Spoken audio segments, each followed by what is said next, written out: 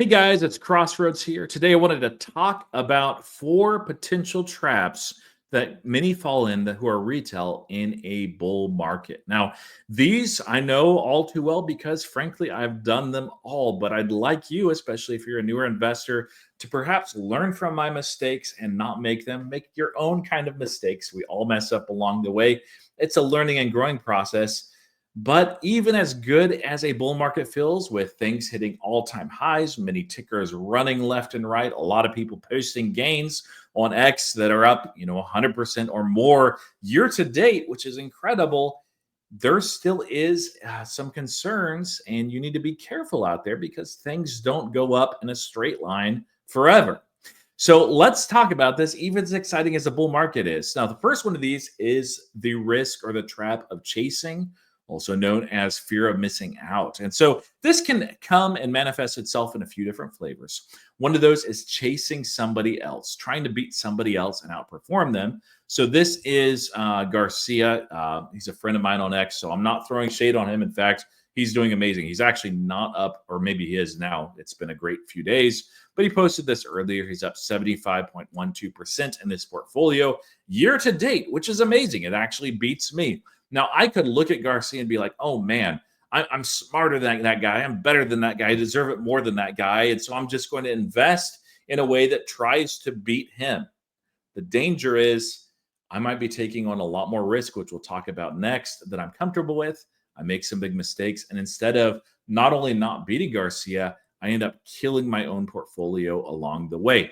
Instead, what's much healthier, because there's always going to be somebody that is performing better. There's people that take crazy risk out there and are up perhaps 1,000 or 2,000% year to date. Congrats to you, by the way, if that's you. But this is a better benchmark. Either compare yourself to yourself. So see how you've improved over the years, and you can set goals. But a really good benchmark is the S&P 500. This, of course, is not quite a proxy for the American economy, but it's pretty close. And you can see the gains and losses over each year. Now, some years are a lot more extreme than others, but overall, you can see we're at 7.84% up year to date. It's respectable. It's not amazing. In bull market there, 25%, almost a little over 25% there, down 18%.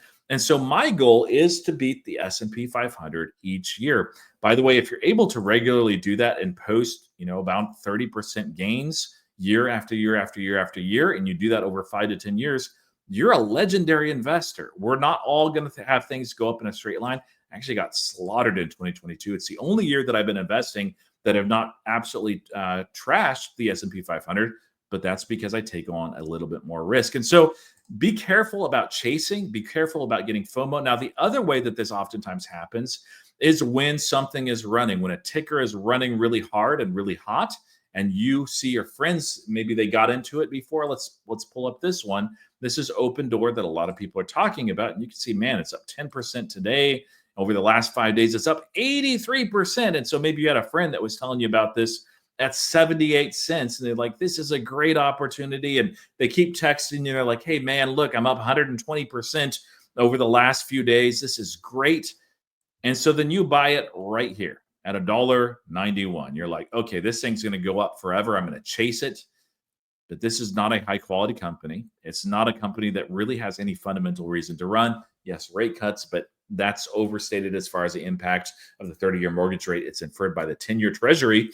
And so you get in at this top, and we don't know what's going to happen beyond this, but let's say Open Door goes back to its lows before at 56 cents. You've suddenly lost 75%, and that's a big risk with chasing a hot ticker. Now, if you're a trader, you set stop losses, that's your style. Nothing is wrong with doing that. But if you don't know what you're doing, if you don't know the company, if you don't know the edge there, and you're just following that green, chasing after somebody else's gains, that is a terrible, terrible risk of greed, euphoria, and FOMO. Now, the second is the risk trap, specifically not knowing how to manage your risk. So that can take a lot of forms as well. One of those is not taking any profits. It is a okay thing to do to take profits along the way. I made a video about this a few weeks ago where I took some profits from Palantir off the table. Of course, Palantir, only goes up, right? Well, it looks like it. And in fact, it hit another all-time high today. So it seems like it's a mistake that I sold it. Where was it? I don't know, 120, 130.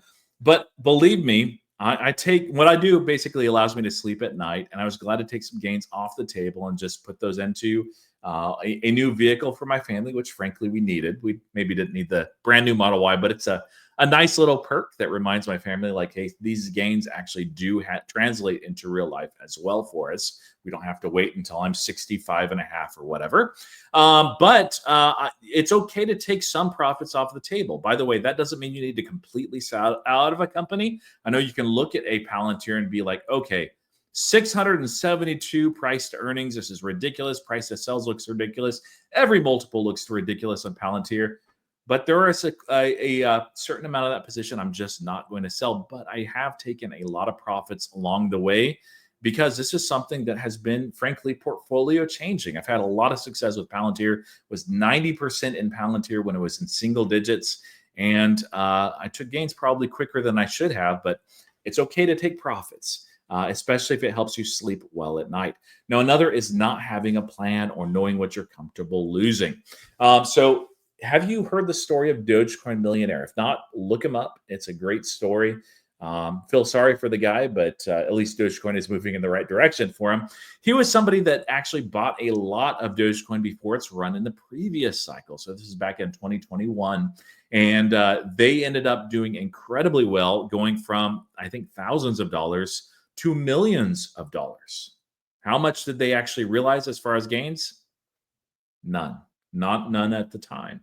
People were begging and pleading with him to take some money off the table. You saw this, in the previous cycle as well with the GameStop massive squeeze, and also with the AMC massive squeeze as well.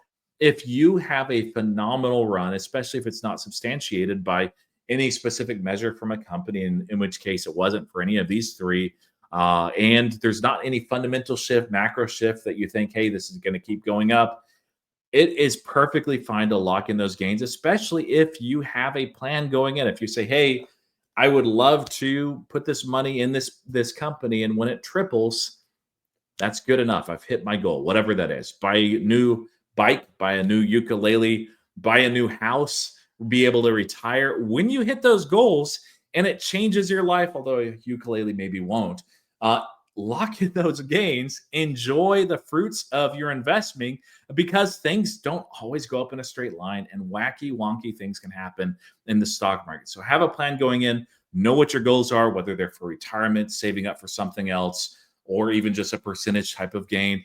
And also know what you're comfortable losing as well. Stocks, again, don't go up in a straight line. And especially if you're using a type of position like options, which have a timetable on it that ticks down and counts down, you need to know what you're comfortable losing, and only invest money really that you're able to do without over the short term as well. Now, another risk that happens is in this type of market where it feels like things just go up and up and up forever in a straight line, you take on a lot more risk than you're really comfortable with, because you're not looking at the other side, that when things go down, how much you can actually lose. And I see this every single time in the cycle. People take on margin who should not be taking on margin. People get into options who probably don't know what they're doing as far as options, and they get badly burned when it goes down. People go into some of those leverage ETFs, not really understanding, like, hey, when it goes down, it goes faster down than the 2x or 3x or whatever it's leveraged against.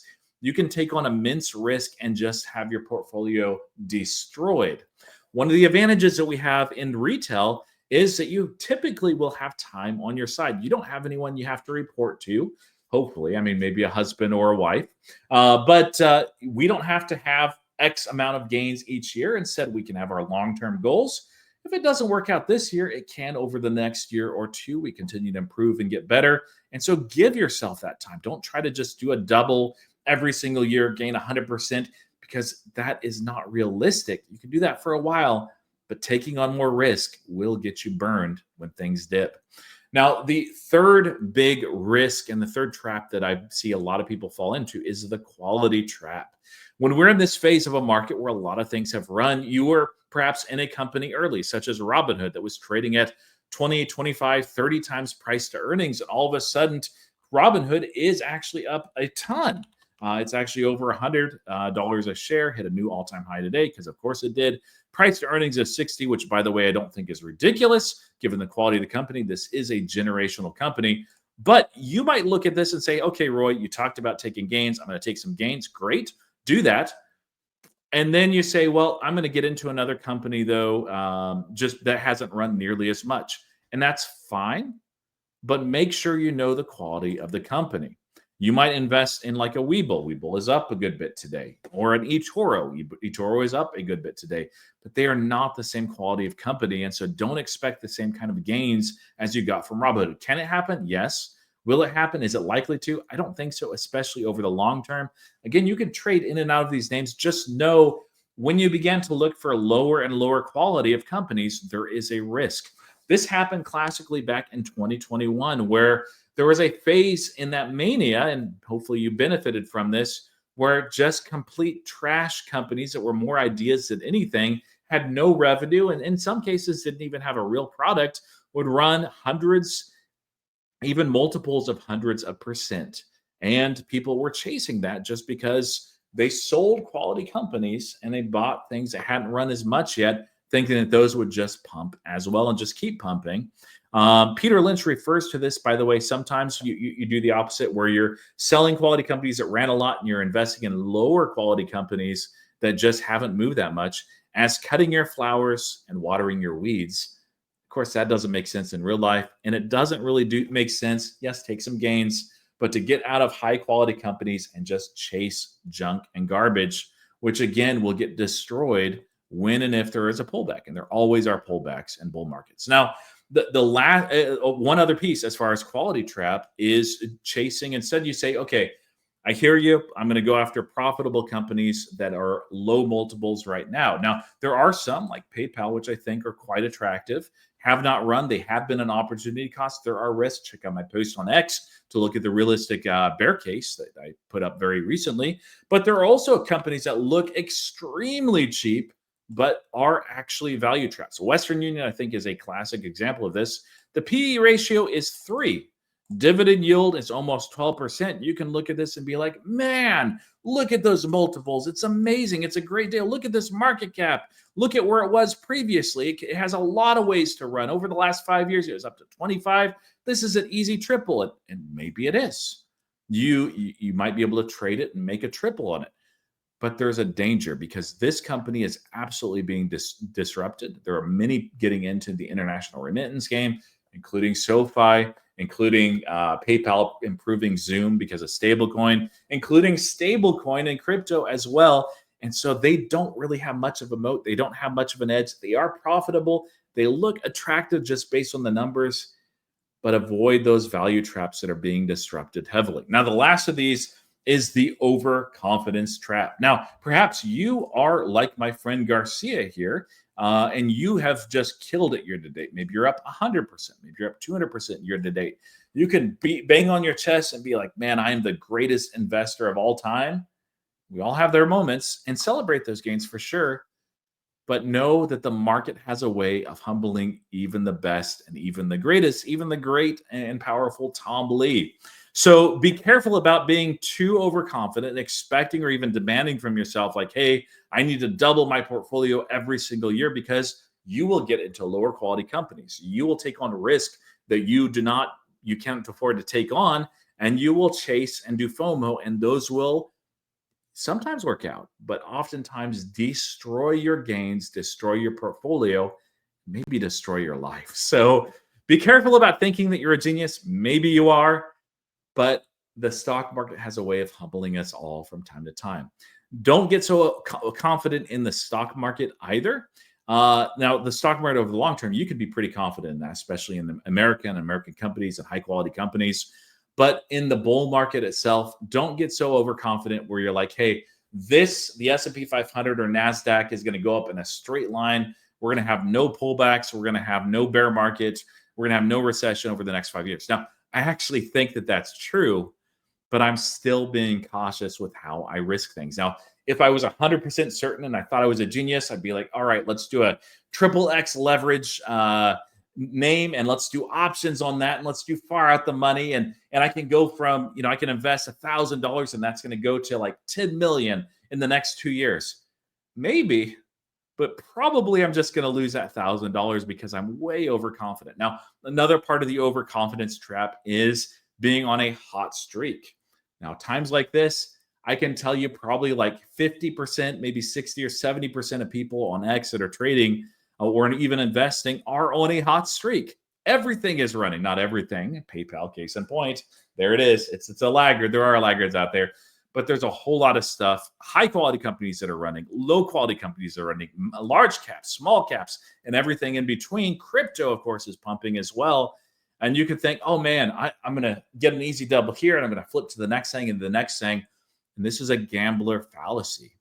If you ever gamble, and I avoid this personally myself, I don't do gambling, although I do options. So you can call it as it is. But oftentimes you think that you have a hot hand and you're on a hot streak and you can keep doubling infinitely. And at some point, something goes wrong and you'll lose a whole lot of money that you should have just not risked. So be careful of just being overconfident in that. Also, this can manifest itself lastly, and you also see this near a market top. We're not quite there yet, though I have seen some inklings of this, where you look at a stock that's gone up like 30% year to date. That's great. That's an amazing gain. And if they lock it in over the course of the year, that's like 30%. I'll take that out of any ticker, anytime over the course of a year, much less a half a year. But there is a tendency, especially if we're overconfident, to look at that 30% and be like, oh, only 30%. It's not worth my time. And then again, you get into that FOMO, chasing the risk trap, the quality trap as well. So those are certainly not the only mistakes that I've made as an investor. They're not the only mistakes that you might make or have made already as an investor. But just know that things don't always go up in a straight line. Make sure you're not chasing. Make sure you're not taking on inordinate risk. Make sure you're not chasing lower quality companies. Or if you do, don't risk money that you can afford and cannot afford to lose. And make sure you don't become so overconfident that you think you're the greatest investor of all times. If those are beginning to happen to you, maybe it's time to take some off the table and just take a step away, touch some grass and all of that. But congratulations to you if you're one of these that are celebrating all-time highs in your portfolio today. A lot of us are. It's a fun time. Enjoy it. Just be sure to be careful out there and enjoy and realize some of those gains. Thank you guys for watching, commenting, and subscribing. And until next time, happy investing.